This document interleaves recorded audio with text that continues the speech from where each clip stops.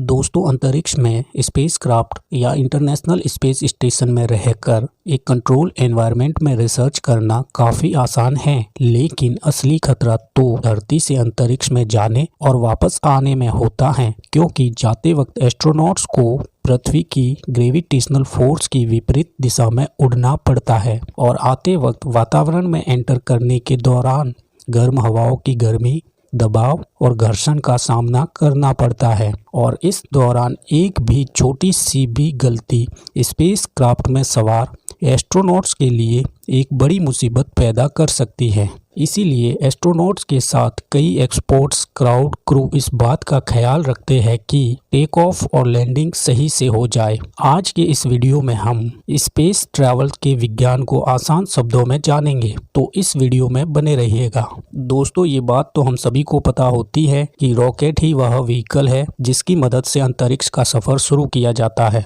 लेकिन क्या आपको पता है, स्पेस में जाने के लिए आप रॉकेट में नहीं बैठ सकते हैं। इसके लिए आपको स्पेसक्राफ्ट की जरूरत पड़ती है। अब आपके मन में एक सवाल जरूर आएगा कि आखिर रॉकेट किस काम का? तो यहाँ समझने वाली बात यह है कि स्पेस में जाने के लिए रॉकेट और स्पेसक्राफ्ट दोनों की जरूरत पड़ती है, क्योंकि एक स्पेसक्राफ्ट में ही एस्ट्रोनॉट्स व स्पेस एक्सपेरिमेंट के लिए जरूरी चीजें होती है, जिसे अंतरिक्ष में पहुंचाने का काम रॉकेट करता है। तो अब हम जानते हैं कि रॉकेट कैसे काम करता है। इस प्रक्रिया को समझने के लिए आइए सबसे पहले जानते हैं कि आखिर रॉकेट काम कैसे करता है। तो दोस्तों, आपने स्कूल में न्यूटन का थर्ड लॉ ऑफ मोशन तो जरूर पढ़ा होगा, जिसके मुताबिक हर एक्शन का एक इक्वल एंड अपोजिट रिएक्शन होता है। जैसे हम जमीन पर बॉल उछालते हैं, तब जिस स्पीड से बॉल को नीचे की तरफ गिराते हैं, तो बॉल उतनी ही स्पीड से ऊपर की ओर उछलती है। एक रॉकेट भी न्यूटन के थर्ड लॉ ऑफ मोशन के इसी सिद्धांत पर काम करता है। ढेर सारे ईंधन का कॉम्बिनेशन से रॉकेट थ्रस्ट पैदा करता है, जिसके इस्तेमाल से वह जमीन से ऊपर उड़ता है और पृथ्वी के गुरुत्वाकर्षण बल के विपरीत दिशा में आगे बढ़ता है।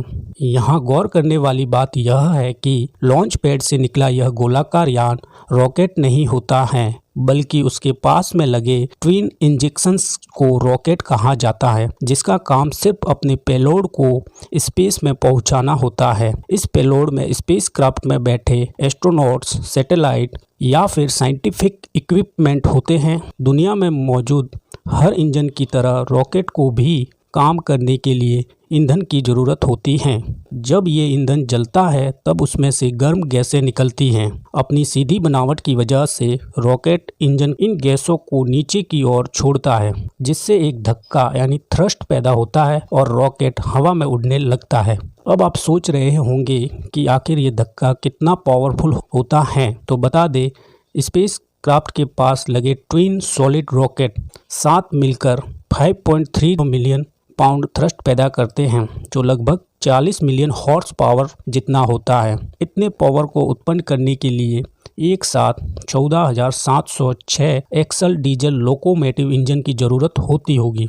दोस्तों, एक रॉकेट और एरोप्लेन के इंजन में सबसे बड़ा फर्क ये होता है कि एरोप्लेन को अपने फ्यूल को जलाने के लिए हवा में मौजूद ऑक्सीजन की जरूरत होती है, वहीं दूसरी तरफ रॉकेट को अंतरिक्ष में उड़ना होता है। इसीलिए ये ईंधन को जलाने के लिए जरूरी ऑक्सीडाइजर अपने साथ लेकर उड़ता है, ताकि इसके इंजन को बाहर से ऑक्सीजन लेने की जरूरत न पड़े। एक रॉकेट इंजन में मुख्य रूप से दो तरह के ईंधन का प्रयोग किया जाता है, लिक्विड फ्यूल और सॉलिड फ्यूल।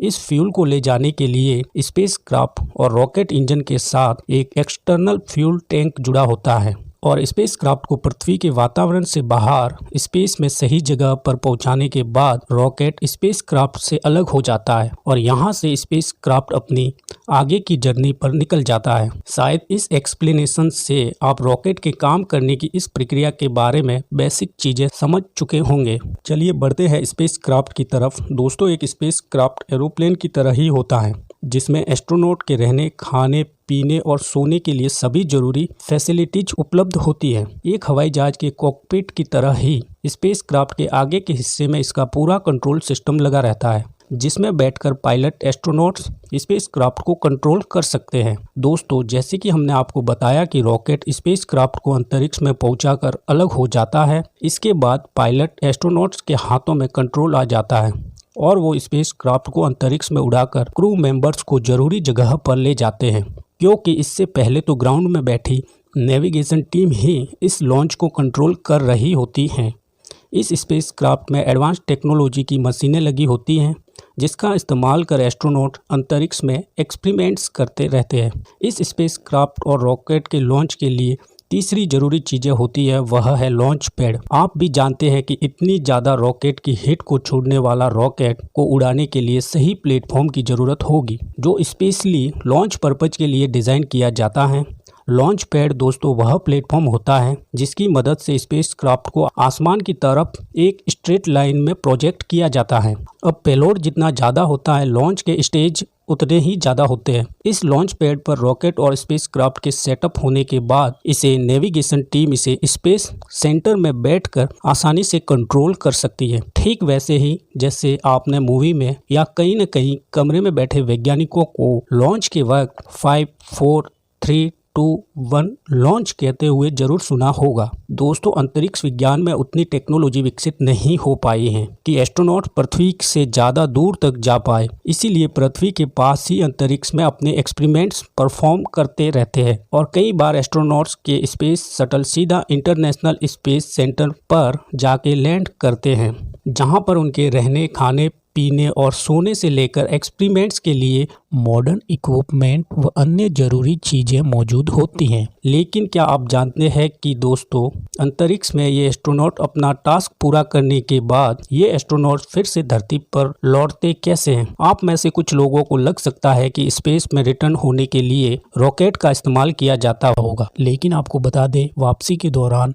स्पेसक्राफ्ट के पास ना ही इतना फ्यूल होता है और ना ही रॉकेट, क्योंकि इन्हें तो लॉन्च के बाद ही अलग कर दिया जाता है। तो फिर अंतरिक्ष यात्री नीचे कैसे आते हैं? तो दोस्तों, यहाँ काम आते हैं स्पेस शटल यानी स्पेसक्राफ्ट, जो करीब 17,500 मील प्रति घंटे की रफ्तार से पृथ्वी की ओर बढ़ते हैं और पृथ्वी के कक्षा के चारों ओर चक्कर काटते हुए धीरे धीरे पृथ्वी के वायुमंडल में प्रवेश करते हैं, मतलब एंटर करते हैं। और यही एंट्री की प्रक्रिया ही स्पेस ट्रैवल्स की सबसे मुश्किल प्रक्रिया होती है, क्योंकि इस दौरान स्पेसक्राफ्ट को वायुमंडल की गर्म हवाओं, दबाव, घर्षण का सामना करना पड़ता है। इस हीट का अंदाजा आप इस बात से लगा सकते हैं कि अगर इस स्पेसक्राफ्ट की जगह हवाई जहाज को अंतरिक्ष से धरती के वायुमंडल में एंट्री कराई जाए तो वह चुटकियों में जलकर बिखर जाएगा। इसी हीट से बचने के लिए स्पेसक्राफ्ट की ऊपरी और निचली सतह के साथ पंखों पर भी एक खास तरह की हीट रेजिस्टेंट कोटिंग लगाई जाती है। दोस्तों, जैसे ये स्पेसक्राफ्ट पृथ्वी के वातावरण में दाखिल होकर धरती की ओर बढ़ने लगता है, वैसे वैसे ये जमीन के पैरेलल उड़ने लगता है और फिर आता है जमीन पर लैंडिंग का समय, जो पायलट एस्ट्रोनॉट्स के लिए चुनौती से कम नहीं होता है, क्योंकि हवाई जहाज की तरह स्पेसक्राफ्ट को भी एयरपोर्ट के रनवे पर लैंड कराया जाता है। लैंडिंग के समय इसके नीचे की तरफ लगे पहिए खुल जाते हैं, लेकिन एरोप्लेन के मुकाबले स्पेसक्राफ्ट की स्पीड काफी ज्यादा होती है। इसीलिए लैंडिंग के दौरान रफ्तार कम करने के लिए इसमें लगा पीछे की ओर पैराशूट खुल जाता है और रनवे पर लैंडिंग करा दी जाती है। हालांकि अपोलो, जेमिनी, सुयोज, मरकरी जैसे स्पेसक्राफ्ट की लैंडिंग समुद्र में कराई गई थी, लेकिन इससे स्पेसक्राफ्ट के पानी में डूबने का खतरा बना रहता है, इसीलिए अब इस प्रकार की लैंडिंग नहीं करवाई जाती है। तो दोस्तों, इस प्रकार आपने जाना अंतरिक्ष में जाने और वापस आने के लिए कितनी भारी चुनौतियों का सामना करना पड़ता है। स्पेसक्राफ्ट के लॉन्चिंग और लैंडिंग प्रोसेस में से आपको कौन सी प्रोसेस सबसे मुश्किल लगी, कमेंट में जरूर बताएं।